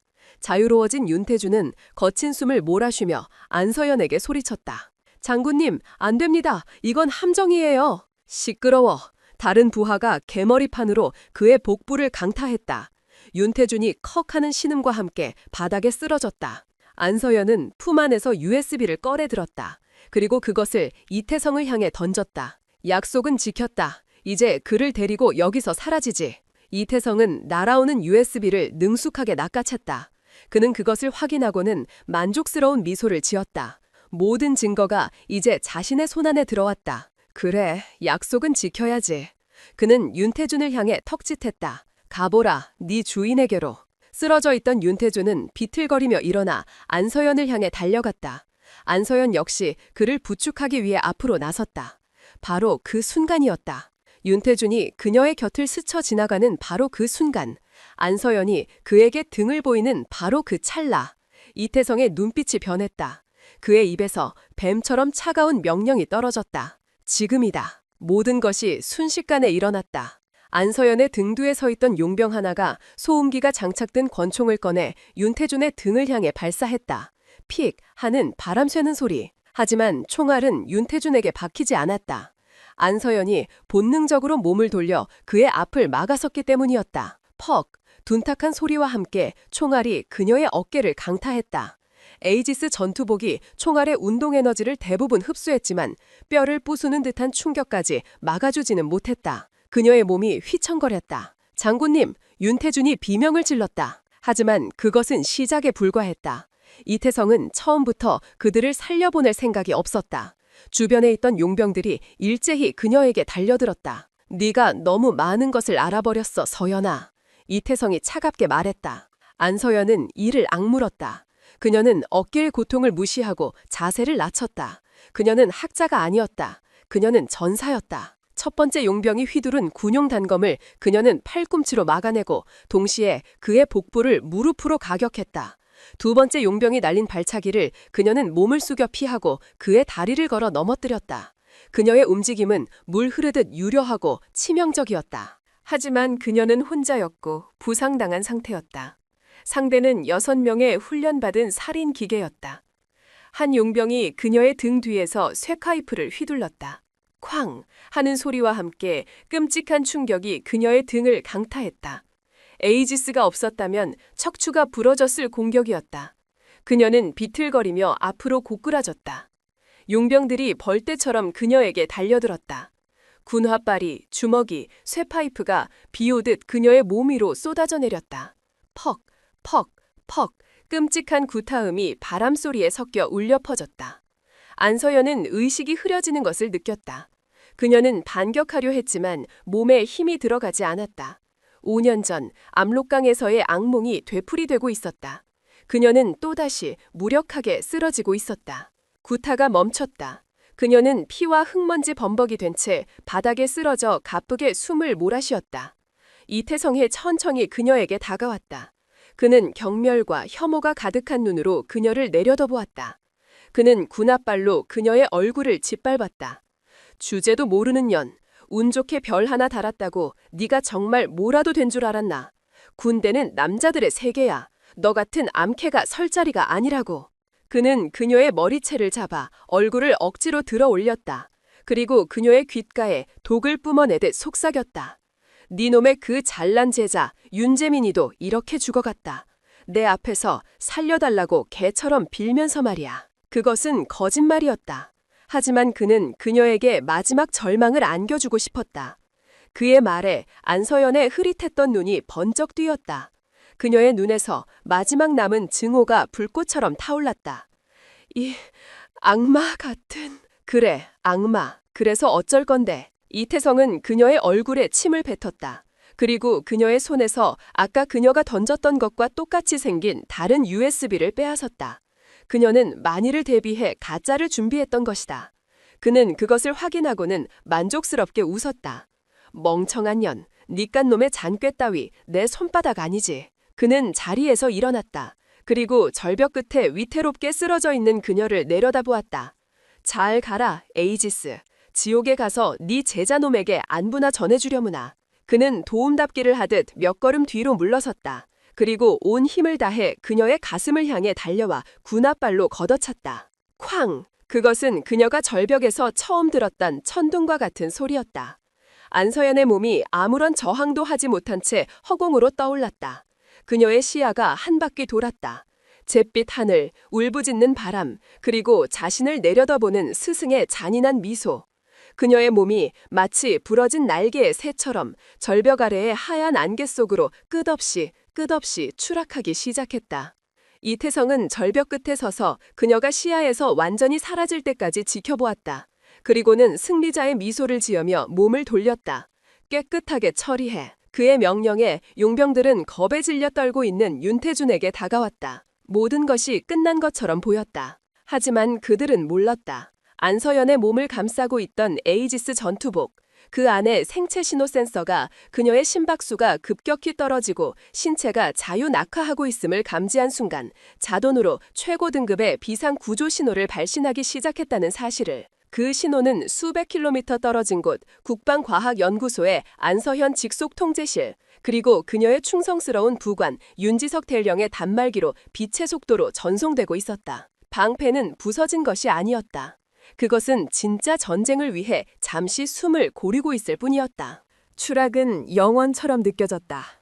안서현의 의식은 거친 바람소리와 폐부를 찢는 듯한 고통, 그리고 스승의 잔인한 미소 사이를 오가며 희미해져갔다. 그녀는 죽음을 직감했다. 하지만 그녀의 몸을 감싸고 있던 검은 갑옷, 에이지스는 죽음을 허락하지 않았다. 절벽 아래 날카로운 바위와 충돌하기 직전, 전투복 표면의 충격 흡수 젤이 자가 발전된 에너지로 활성화되며 그녀의 몸 주위로 푸른 빛의 역장을 형성했다. 쿵 하는 산사태와도 같은 굉음. 그녀의 몸은 바위에 부딪히는 대신 역장의 탄성에 의해 튕겨나가 근처의 깊이를 알 수 없는 차가운 동해 바닷속으로 떨어졌다. 마지막 충격이 가시기 무섭게 전투복은 자동으로 부력을 확보하고 그녀의 생체 신호를 안정시키며 가장 강력한 비상 조난 신호를 발신하기 시작했다. 신호는 군의 모든 통신망을 뚫고 단 한 사람, 윤지석 대령에게로 향했다. 방패는 결코 부서지지 않았다. 그것은 주인을 지켜냈고 이제 복수를 위한 반격의 기회를 만들어냈다. 며칠 후 대한민국 청와대 지하 벙커 국가안전보장회의위회실. 이곳은 대한민국의 심장이자 두뇌였다. 대통령과 국무총리, 국방부 장관, 합참의장, 국정원장 등 국가의 모든 권력자들이 한자리에 모여 국가의 명운이 걸린 극비 안건을 논의하고 있었다. 회의실의 공기는 얼음장처럼 차갑고 팽팽했다. 그리고 그 긴장감의 중심에 이태성 중장이 있었다. 그는 평소보다 더욱 위엄있고 자신감 넘치는 모습이었다. 그의 어깨에 달린 별 3개는 회의실의 조명을 받아 유난히 밝게 빛났다. 금강산 절벽에서의 사고는 완벽하게 처리되었다. 안서현은 작전 중 실종으로 보고되었고 유일한 목격자인 윤태주는 북한 공자원에게 살해된 것으로 위장되었다. 모든 증거는 사라졌고 그의 앞길을 막을 것은 이제 아무것도 없었다. 오늘 회의의 안건은 공석이 된 합참의장 자리에 그를 공식적으로 추천하는 것이었다. 그는 마침내 평생을 꿈꿔왔던 권력의 정점에 오르기 직전이었다. 대통령이 입을 열었다. 이태성 중장의 합참의장 임명에 대해 다른 의견 없으십니까? 아무도 이의를 제기하지 않았다. 그의 압도적인 공적과 카리스마 앞에서 반대는 무의미해 보였다. 이태성은 속으로 만족스러운 미소를 지으며 대통령의 최종 결정을 기다렸다. 바로 그 순간이었다. 끼이익! 육중한 방탄철문이 회의의 엄숙한 정적을 깨고 신경질적인 소리를 내며 열렸다. 모든 규정과 절차를 무시한 있을 수 없는 일이었다. 회의실을 지키고 있던 경호원들이 당황하며 문 쪽으로 달려갔지만 이미 늦었다. 한 사람이 문 안으로 들어섰다. 회의실 안의 모든 사람들이, 대한민국의 최고 권력자들이 일제히 숨을 멈췄다. 그녀는 한쪽 다리에 깁스를 하고 목발을 짚고 있었다. 이마에는 붕대가 감겨 있었고 입술은 터져 있었다. 그녀가 입은 군복은 군데군데 찢겨져 있었지만 그 어떤 장군의 정복보다도 위험 있어 보였다. 그녀의 얼굴은 고통으로 창백했지만 그녀의 눈, 그 두 눈은 지옥의 불길보다 더 뜨겁고 시베리아의 빙하보다 더 차갑게 빛나고 있었다. 죽음의 문턱에서 돌아온 복수의 화신, 안서현 준장이었다. 회의실 안의 모든 사람들이 유령이라도 본 것처럼 굳어버렸다. 하지만 그 누구보다도 가장 큰 충격을 받은 것은 이태성이었다. 그의 얼굴에서 모든 색이 사라졌고 눈은 안구에서 튀어나올 듯 커졌고 턱은 덜덜 떨렸다. 그의 뇌는 눈앞의 광경을 현실로 받아들이기를 거부했다. 말도 안 돼. 그는 분명히 확인했다. 그녀는 죽었어야 했다. 그 누구도 살아남을 수 없는 높이였다. 그런데 그녀가 어떻게 지금 이 자리에 국가의 심장부 한가운데에 서 있단 말인가? 안서현은 경호원들의 제지를 뚫고 천천히 한 걸음 한 걸음 회의 테이블을 향해 걸어왔다. 그녀가 짚은 목발이 대리석 바닥에 쿵쿵 하고 부딪히는 소리가 마치 사형수의 발걸음 소리처럼 회의실 전체에 울려 퍼졌다. 그녀는 마침내 이태성의 바로 옆자리에 멈춰섰다. 그녀는 대통령이나 다른 장관들에게는 눈길조차 주지 않았다. 그녀의 시선은 오직 한 사람, 하얗게 질린 채 자신을 바라보는 옛 스승에게 고정되어 있었다. 그녀가 입을 열었다. 그녀의 목소리는 갈라져 있었지만 그 안에는 강철 같은 힘이 담겨 있었다. 이태성 중장, 물건을 잘못 받으신 것 같군요. 그녀는 품 안에서 작은 물건 하나를 꺼내 테이블 위로 던졌다. 툭 하는 소리와 함께 검은색 USB가 테이블 위로 굴렀다. 이태성의 눈이 경련했다. 그것은 자신이 절벽에서 빼앗았던 것과 똑같은 물건이었다. 그건 안서현의 입가에 차가운 조소가 떠올랐다. 당신에게 넘겨준 USB는 위치 추적 바이러스가 가득 담긴 가짜 복사본이었습니다. 당신이 그것을 당신의 컴퓨터에 꽂는 순간 청룡새의 모든 서버 위치와 자금 흐름 그리고 당신과 관련된 모든 인물들의 정보가 제 부관에게 실시간으로 전송되었죠.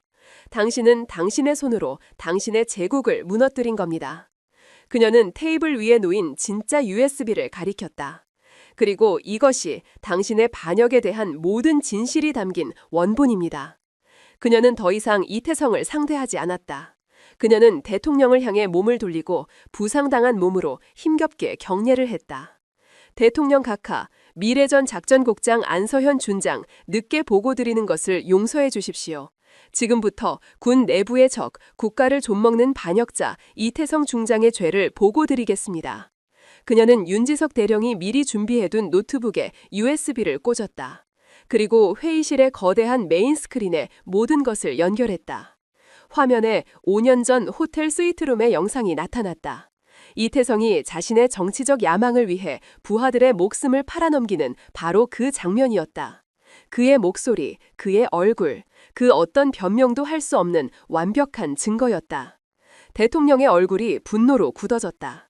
다른 장관들 역시 경악을 금치 못했다. 합참의장은 치욕감에 얼굴을 들지 못했다. 이태성은 마침내 이성이 끊어졌다. 그는 모든 것을 잃었다. 그의 명예, 그의 권력, 그의 야망, 모든 것이 저 여자 하나 때문에 물거품이 되었다. 그는 더 이상 잃을 것이 없었다. 그아! 그는 짐승 같은 괴성을 지르며 자리에서 벌떡 일어났다. 그리고 자신의 허리춤에 있던 권총을 빛의 속도로 뽑아들었다. 그리고는 가장 가까이에 앉아있던 국방부 장관의 목에 총구를 겨누고 그를 인질로 삼아 일으켜 세웠다. 모두 움직이지 마! 움직이면 이놈의 머리통을 날려버리겠어! 회의실은 순식간에 아수라장이 되었다. 경호원들이 총을 뽑아들고 그를 겨누었지만 인질 때문에 섣불리 움직이지 못했다. 안서현, 이 개 같은 년, 내가 죽더라도 너만은 내 손으로 끌고 가겠다. 이태성은 광기에 찬 눈으로 그녀를 쏘아보며 천천히 문 쪽으로 뒷걸음질 쳤다. 모두가 얼어붙었다. 하지만 단 한 사람, 안서현만은 움직이지 않았다. 그녀는 이 모든 상황을 예상했다는 듯 침착했다. 그녀의 눈은 광기에 휩싸인 스승을 마치 사냥감을 보는 듯한 냉철한 시선으로 분석하고 있었다. 그의 자세, 그의 호흡, 총을 쥔 손의 미세한 떨림까지. 그녀가 나지막에 말했다. 당신은 끝났어, 이태성. 뭐라고? 당신은 이미 5년 전에 재민이를 죽인 그 순간에 군인으로서 끝났다. 그리고 오늘 당신은 인간으로 끝나는 거다. 그녀는 그 말을 끝으로 자신이 짚고 있던 목발을 이태성의 얼굴을 향해 힘껏 던졌다. 그것은 누구도 예상치 못한 공격이었다. 이태성은 본능적으로 고개를 숙여 목발을 피했다. 아주 짧은 순간 인지를 잡고 있던 그의 자세가 흐트러지고 총구가 아주 미세하게 흔들렸다. 안서현은 그 0.1초의 순간을 놓치지 않았다. 그녀는 목발을 던짐과 동시에 깁스를 한 다리를 축으로 삼아 스프링처럼 앞으로 튀어나갔다. 부상당한 몸이라고는 믿을 수 없는 폭발적인 움직임이었다. 그녀는 단 2걸음에 그와의 거리를 좁혔다. 그리고 이태성이 다시 총구를 겨누기 직전 그녀의 손이 번개처럼 움직였다. 첫 번째 동작, 그녀의 손날이 그의 손목을 정확하게 가격했다. 뚝 하는 소리와 함께 이태성이 고통스러운 비명을 지르며 총을 놓쳤다.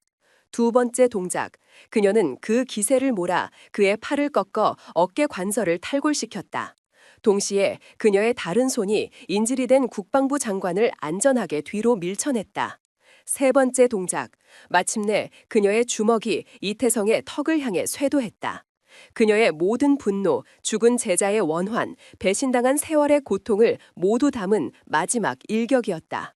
퍽! 둔탁한 소리와 함께 이태성의 거대한 몸이 종이장처럼 날아가 회의 테이블 위로 처박혔다. 그는 테이블 위에 온갖 서류와 컵들을 휩쓸며 바닥으로 굴러떨어졌다. 그는 완전히 의식을 잃었다. 한때 군의 하늘을 호령하던 거성은 그렇게 자신의 옛 제자의 주먹 한 방에 가장 비참하고 초라한 모습으로 무너져 내렸다. 회의실 안에는 완전한 정적이 흘렀다. 대통령을 포함한 모든 사람들은 방금 전 눈앞에서 벌어진 광경을 믿을 수 없다는 듯 멍하니 서 있을 뿐이었다. 부상당한 여장군이 단신으로 무장한 테러범을 제압하고 인질을 구출해낸 것이다. 안서현은 거친 숨을 몰아쉬며 쓰러진 이태성을 차갑게 내려다보았다. 그녀의 눈에 뜨거운 눈물 한 방울이 맺혔다가 이내 차가운 분노 속으로 사라져버렸다. 모든 것이 끝났다. 청와대 지하벙커에서의 그날 이후 대한민국군은 역사상 가장 거대한 폭풍의 한가운데를 지나게 되었다. 안서현이 목숨을 걸고 가져온 진실은 단순한 비리 고발이 아니었다. 그것은 군이라는 거대한 신체의 가장 깊숙한 곳에 자라난 암세포를 도려내는 고통스럽지만 반드시 필요한 대수술의 시작이었다. 이태성은 깨어나자마자 모든 것을 부인했다. 그는 영상이 조작되었다고, 안서현이 북한과 내통한 스파이라고, 이 모든 것이 자신을 음해하기 위한 쿠데타라고 발악했다. 하지만 그가 안서현의 가짜 USB를 자신의 컴퓨터에 꽂는 순간 청룡회의 모든 비밀 서버는 이미 국정원과 군 사이버 사령부의 손에 넘어간 후였다. 빼도 박도 못할 증거의 산 앞에서 그의 마지막 저항은 광인의 발작에 불과했다. 그가 무너지자 그가 수십 년간 쌓아 올렸던 부패의 제국은 도미노처럼 무너져 내렸다. 청룡회에 연루되었던 수십 명의 장성들과 영관급 장교들이 줄줄이 체포되었다. 군수, 인사, 정보, 군의 모든 요직에 박혀있던 그의 신복들이 뿌리 뽑혔다. 대한민국군 역사상 최대 규모의 숙군 작업이었다.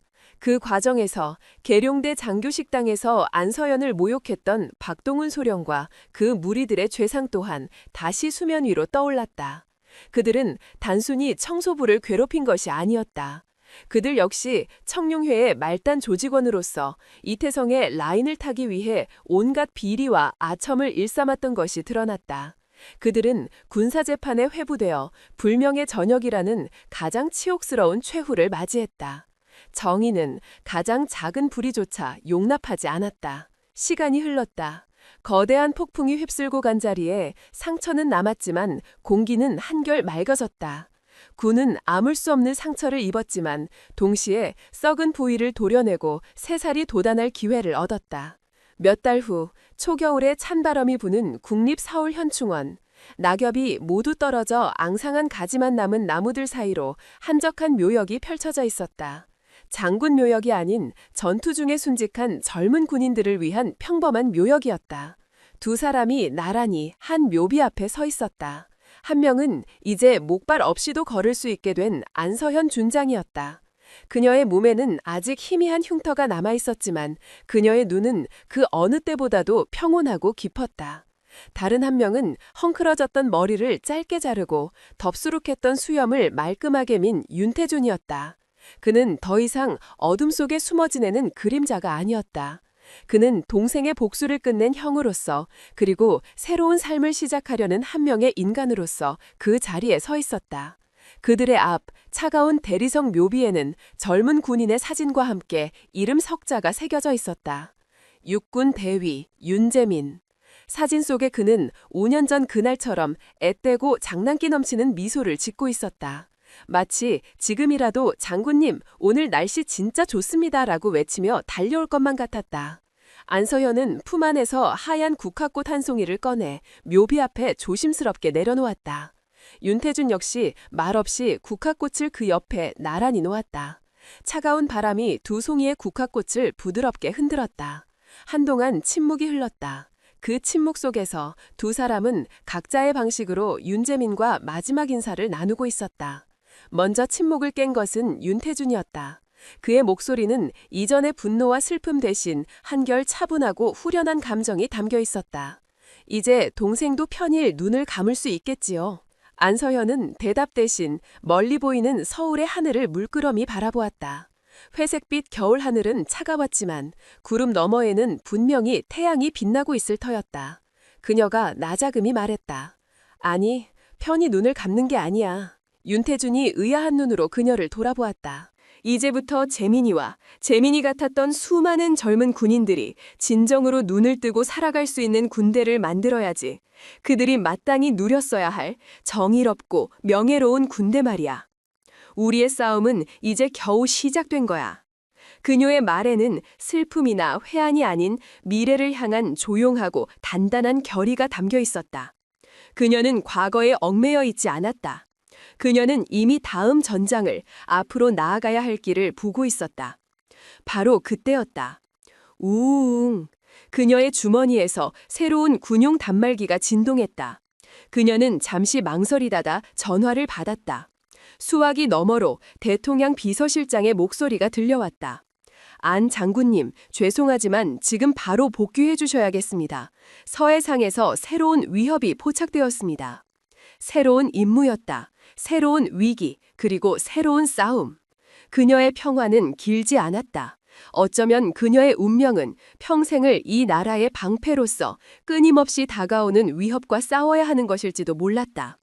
그녀는 윤재민의 묘비를 마치 작별 인사를 하듯 마지막으로 한번 돌아보았다. 그리고는 윤태준에게 짧게 고개를 끄덕여 보였다. 먼저 가보겠습니다. 그녀는 더 이상 뒤돌아보지 않고 묘역을 빠져나가는 길을 향해 걸어갔다. 그녀의 걸음걸이는 부상당했다고는 믿을 수 없을 만큼 조금의 망설임도 없이 단호하고 힘찼다. 그녀의 등 뒤로 겨울의 차가운 햇살이 비추며 그녀의 그림자를 길게 늘어뜨렸다. 그 모습은 마치 새로운 전쟁터로 향하는 고독하지만 꺾이지 않는 전사의 모습과도 같았다. 윤태준은 홀로 남아 그녀가 사라진 길을 한참 동안 바라보았다. 그리고는 다시 동생의 묘비를 돌아보며 나지막이 속삭였다. 봤지 재민아, 저분이 바로 우리들의 장군님이다. 이제 걱정 말고 편히 쉬어라. 남은 싸움은 이제 우리 살아남은 자들의 몫이니까. 그는 주머니에서 작은 USB 하나를 꺼냈다. 그것은 이태성을 무너뜨렸던 것과는 다른 새로운 USB였다. 국정원에서 극비리에 그에게 요청한 일, 군 내부의 또 다른 부패 조직을 추적하는 임무. 그는 다시 세상 밖으로 나와 보이지 않는 전쟁터에서 싸우기로 결심했다. 동생처럼, 그리고 안서연처럼. 새로운 새벽이 밝아오고 있었다. 어둠은 길었지만 결국 아침은 찾아왔다. 그리고 그 새벽의 최전선에 대한민국을 지키는 새로운 방패들이 각자의 자리에서 조용히 떠오르고 있었다. 전쟁은 끝나지 않았다. 아니, 진짜 전쟁은 이제 막 시작된 것이었다. 피와 눈물로 얼룩졌던 안서현 준장의 여정은 이렇게 막을 내렸습니다. 하지만 여러분도 느끼셨듯이 그녀의 전쟁은 끝나지 않았습니다. 정의를 위한 싸움은 하나의 악을 무너뜨린다고 해서 끝나는 것이 아니기 때문입니다. 그것은 어쩌면 우리가 살아있는 내내 계속해야 하는 영원한 전쟁일지도 몰랐다. 오늘 여러분은 그녀와 함께 3번의 짜릿한 사이다의 순간을 경험하셨습니다. 첫 번째, 장교식당의 모든 위선자들 앞에서 가면을 벗어던지고 오만한 소령을 무릎 꿇렸던 통쾌한 반격의 순간. 두 번째, 모두가 죽었다고 생각했던 그녀가 국가의 심장부에서 유령처럼 귀환하여 스승의 거짓 연극을 산산조각 냈던 부활의 순간. 그리고 마지막, 부상당한 몸으로 광기에 휩싸인 괴물과 맞서 싸워 맨손으로 그를 제압하고 정의를 완성했던 심판의 순간. 이 3번의 순간 중 여러분의 가슴을 가장 뜨겁게 만들었던, 가장 통쾌했던 순간은 언제였습니까? 그리고 마지막으로 질문을 하나 던져보고 싶습니다. 안서현은 박씨 아주머니가 되어 기꺼이 모욕을 감수했고 때로는 적을 속이기 위해 함정을 파기도 했습니다. 그녀는 정의를 위해 싸웠지만 그 과정은 때로 지극히 비정하고 계산적이었습니다. 여러분은 어떻게 생각하십니까? 더 큰 악마와 싸우기 위해 우리 또한 때로는 악마가 되어야 하는 것일까요? 선을 지키기 위한 악은 과연 정당화될 수 있을까요? 여러분의 생각이 궁금합니다. 댓글을 통해 여러분의 목소리를 들려주십시오. 당신의 선택, 당신의 생각이 또 다른 안서현에게 용기를 줄 수 있습니다.